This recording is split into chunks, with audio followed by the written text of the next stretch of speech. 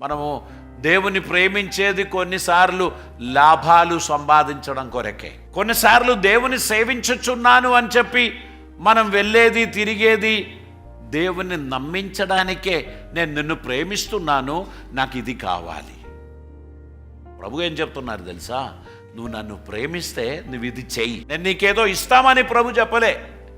నువ్వు నన్ను ప్రేమిస్తున్నావా, నా గొర్రె పిల్లలను మేపు. నువ్వు సిన్సియర్గా దేవుని సేవిస్తే ఇవన్నీ దేవుడు నీకు ఇస్తాడు. నువ్వు ఏదైనా అనుకో నీ మనసులో, అది దేవుడు నీకు ఇస్తాడు. కానీ నీ కపట వేషం ఉందా, ముసుగులో ఉన్న ఆశ, అది దేవుడు అనుమతించాడు, అది దేవుడు ఒప్పుకోడు. When you are sincere before the lord, God will open the doors for you. If you are acting like a believer, God will shut the door. You must understand, my blessings come from above.